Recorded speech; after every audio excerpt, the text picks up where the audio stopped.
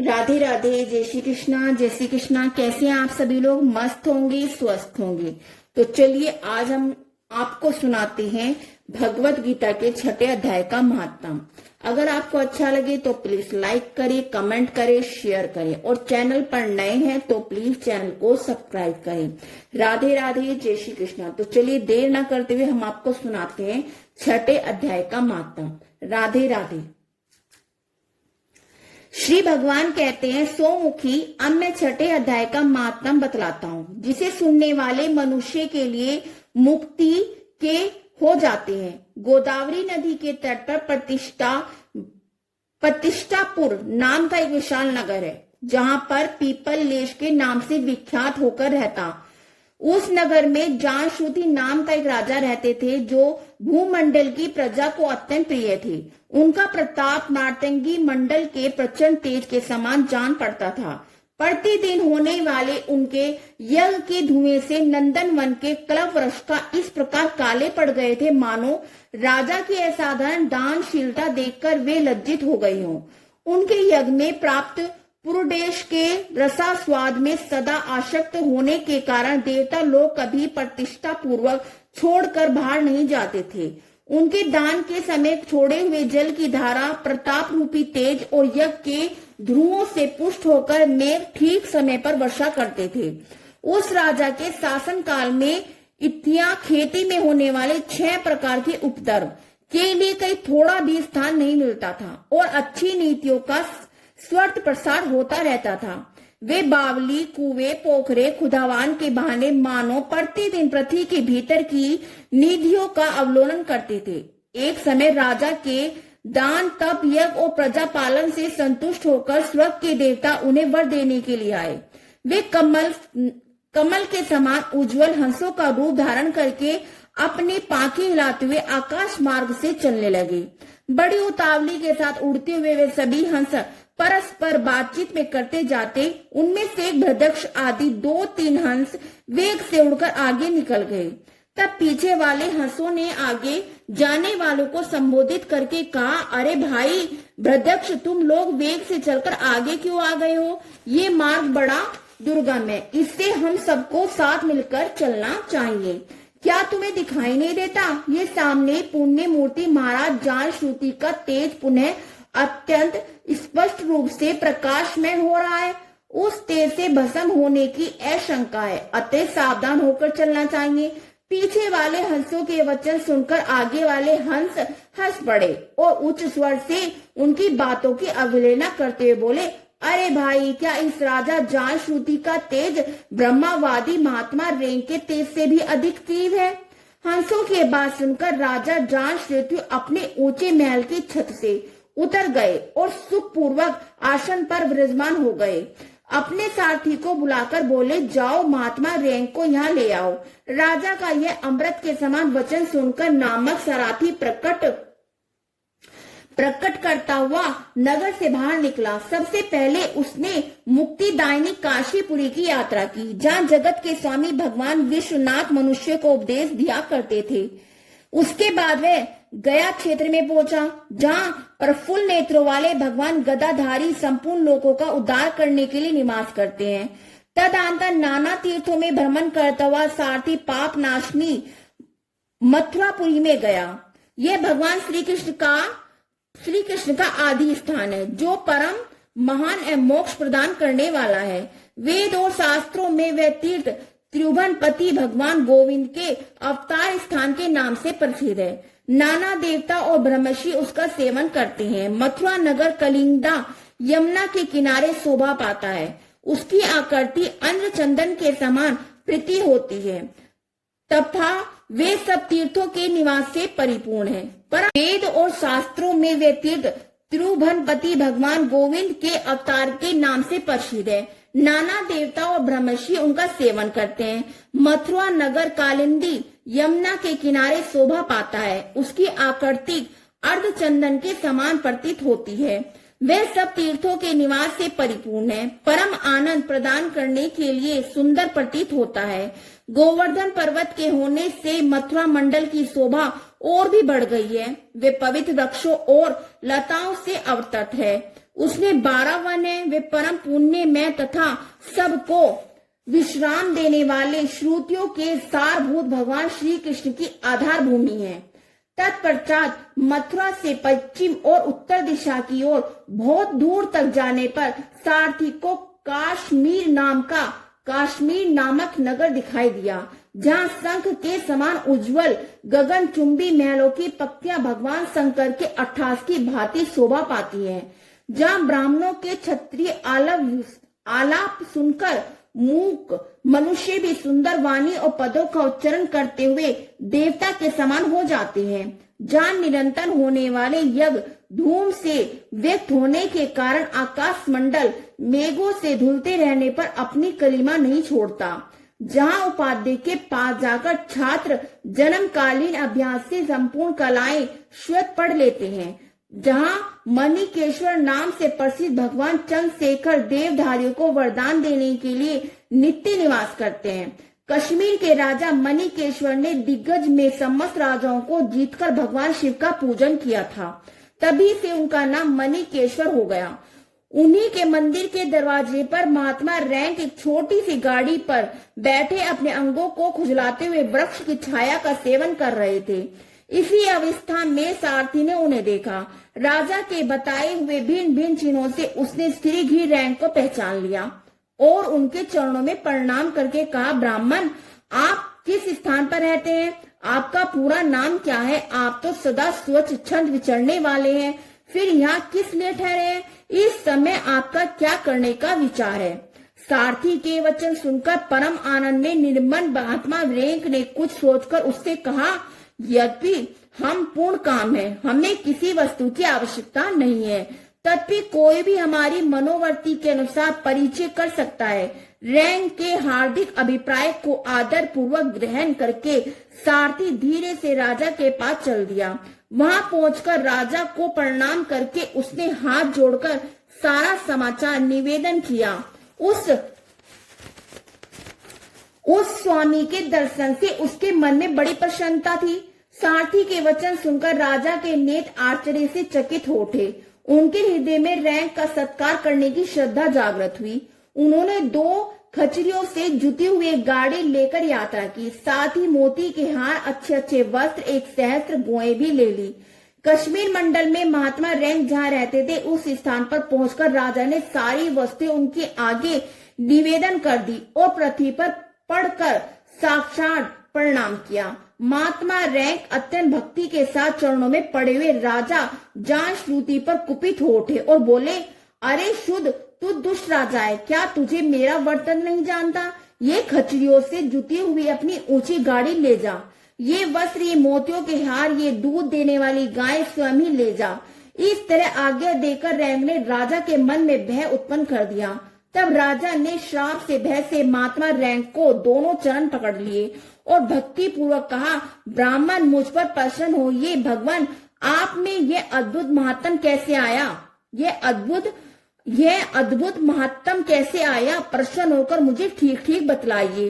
Rank ने कहा, राजन, मैं प्रतिदिन गीता के 6ठे अध्याय का जप करता हूँ, इससे मेरी तेजो राशि देवताओं के लिए भी दूष्य है। तदंतर परम बुद्धि वाले राजा जान श्रुति ने यत्न पूर्वक महात्मा रैंक से गीता के 6ठे अध्याय का अभ्यास किया, इससे उन्हें मोक्ष की प्राप्ति हुई।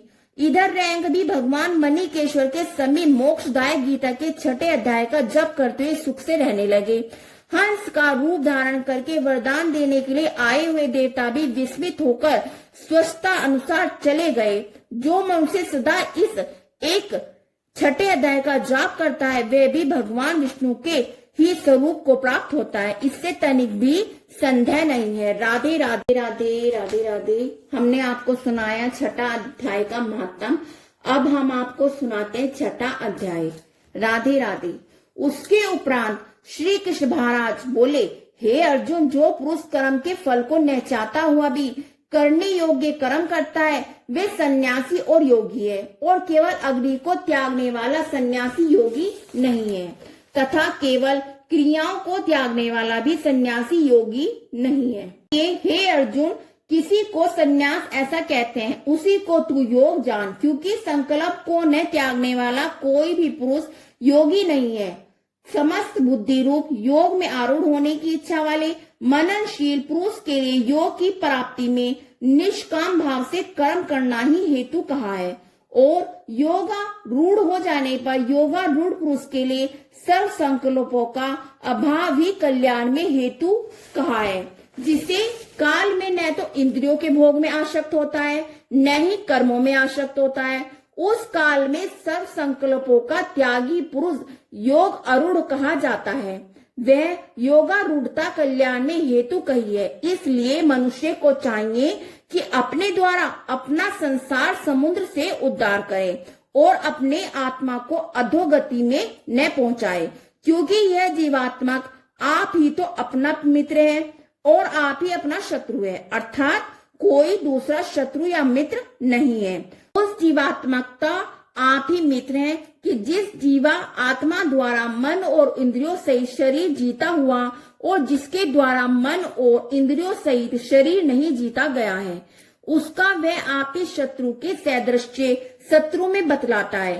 हे अर्जुन, सर्दी गर्मी सुख दुख आदि में मान और अपमान में जिसके अनंत करण की वृत्तियां अच्छी प्रकार शांत है अर्थात विकार रहित है, ऐसे स्वाधीन आत्मा वाले पुरुष के ज्ञान में सच्चिदानंद परमात्मा समक प्रकार से स्थित है, अर्थात उनके ज्ञान में परमात्मा के सिवाय अन्य कुछ है ही नहीं।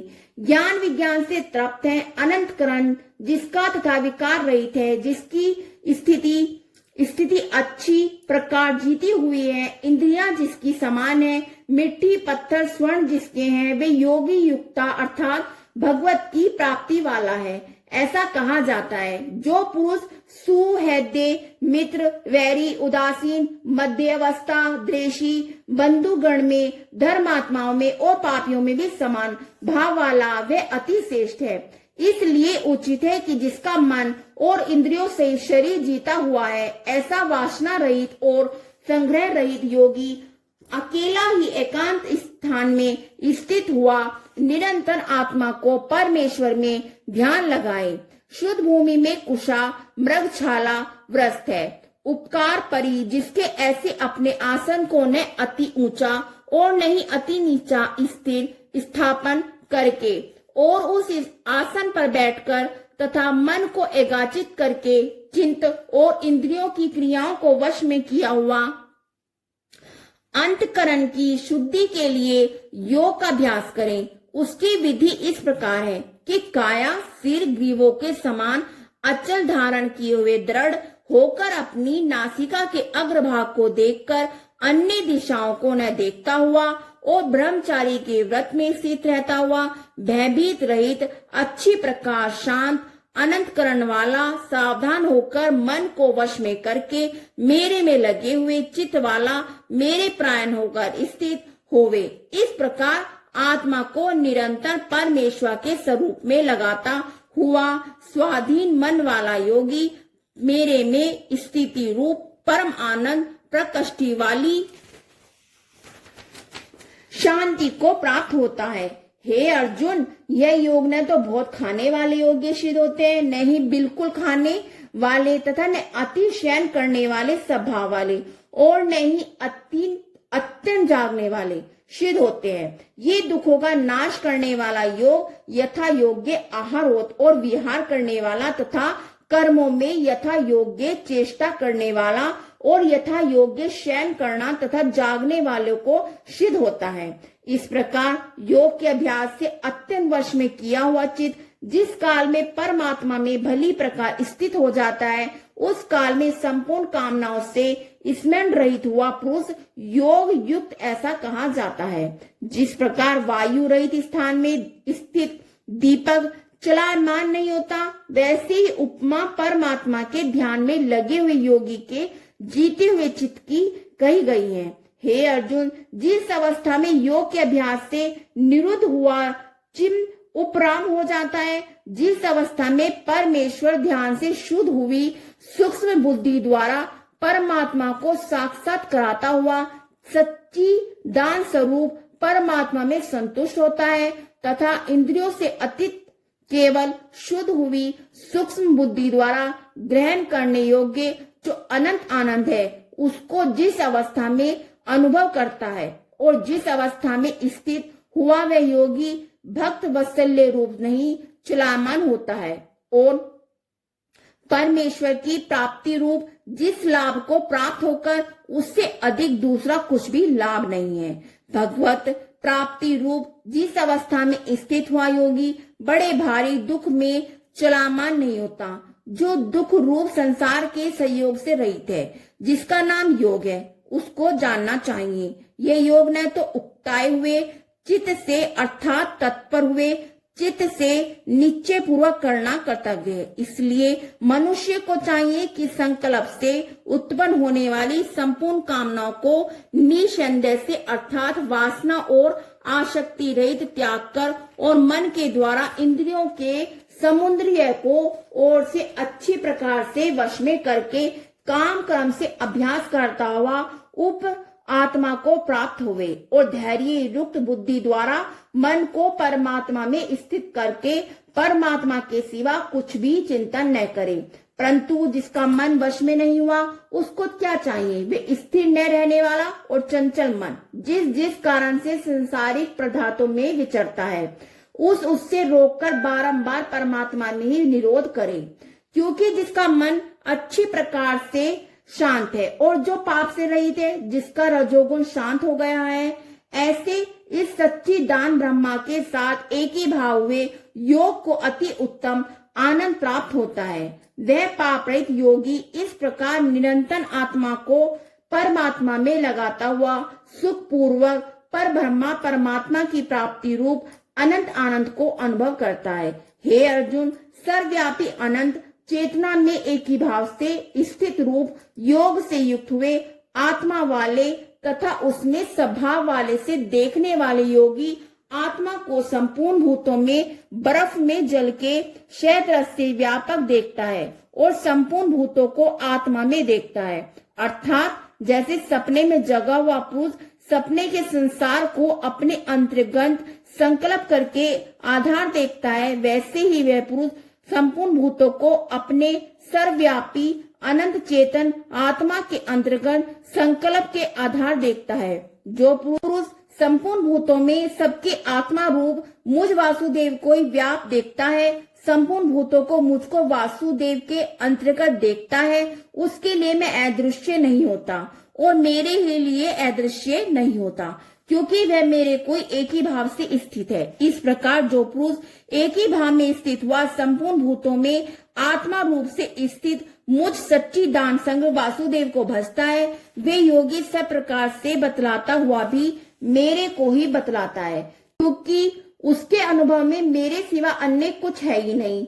हे अर्जुन, जो योगी अपनी शैद रस्या से संपूर्ण भूतों में सम देखता है और सुख अथवा दुख को भी सब में समान देखता है, वे योगी परम श्रेष्ठ माना गया है। इस प्रकार भगवान के वाक्यों को सुनकर अर्जुन बोले, हे मधुसूदन, जो ये ध्यान योग्य अपने सद्भाव से कहा है, इसी को मैं मन के चंचल होने से बहुत काल तक ठहरने वाली स्थिति को नहीं देखता। क्योंकि हे कृष्ण, यह मन बड़ा चंचल है और प्रथन है, स्वभाव वाला है तथा बड़ा बड़ा दृढ़ और बलवान है। इसलिए इसको वश में करना मैं वायु की भांति अति दुष्कर्म मानता हूँ। इस प्रकार अर्जुन के पूछने पर श्री कृष्ण भगवान बोले, हे महाभाव, निसंदेह मन चंचल और कठिनता से वश में होने वाला है, परंतु हे कुंती पुत्र अर्जुन, अभ्यास अर्थात स्थिति के लिए बारंबार यत्न करने से वैराग्य से वश में होता है। इसलिए इसको अवश्य वश में करना चाहिए, क्योंकि मन को वश में करने वाला पुरुष योग दुष्कर्म है, अर्थात प्राप्त होने वाला कठिन है। स्वाधीन मन वाले प्रयत्नशील पुरुष द्वारा साधन करने से प्राप्त होने वाला सहज है। ये मेरा मत है। इस प्रकार अर्जुन बोले, हे कृष्ण, योग से चलायमान हो गया मन जिसका, ऐसा शिथिल यत्न वाला श्रद्धा युक्त पुरुष योग की सिद्धि को अर्थात भगवत साक्षात्कार को प्राप्त होकर जिस गति को प्राप्त होता है, हे महाभाव, क्या यह भगवत प्राप्ति के मार्ग में मोहित होता है? आश्चर्य रहित पुरुष छिन्न भिन्न बादल की भांति दोनों ओर से अर्थात भगवत प्राप्ति संसार के भोगों से भ्रष्ट हुआ नष्ट तो नहीं हो जाता। हे कृष्ण, मेरे इस संयम को संपूर्णता से छेदन करने के लिए आप ही योग्य हैं, क्योंकि आपके सिवा दूसरा इस संयंत्र का छेदन करने वाला मिलना संभव नहीं है।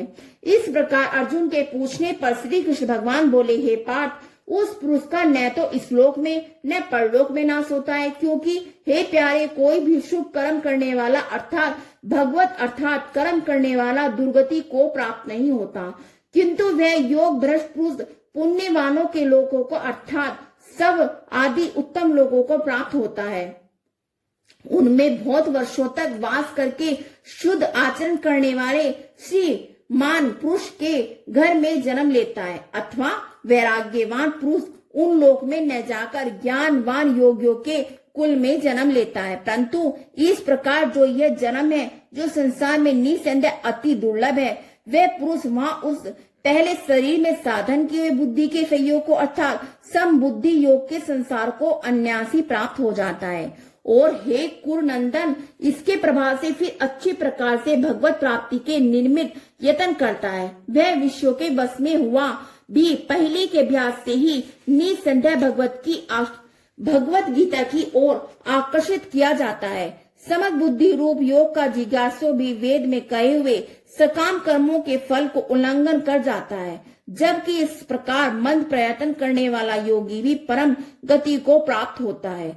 तब क्या कहना कि अनेक जन्मों से अनंत करण की शुद्धि रूप सिद्धि को प्राप्त होता है। अति प्रयत्न से अभ्यास करने वाला योगी संपूर्ण पापों से अच्छी प्रकार से शुद्ध होकर उस साधन के प्रभाव से परम गति को प्राप्त होता है, अर्थात परमात्मा को प्राप्त होता है, क्योंकि योगी तपस्वियों से श्रेष्ठ और शास्त्र के ज्ञान वालों से भी श्रेष्ठ माना गया है, तथा सकाम कर्म करने वाले भी योगी श्रेष्ठ हैं। इससे हे अर्जुन, तू योगी हो। हे प्यारे, संपूर्ण योगियों में भी तू श्रद्धावान योगी बन। मेरे में ही लगे हुए अंतर्यात्मा मेरे को ही निरंतर भजता है, वह योगी मुझे परम श्रेष्ठ मानने हैं। राधे राधे। जय श्री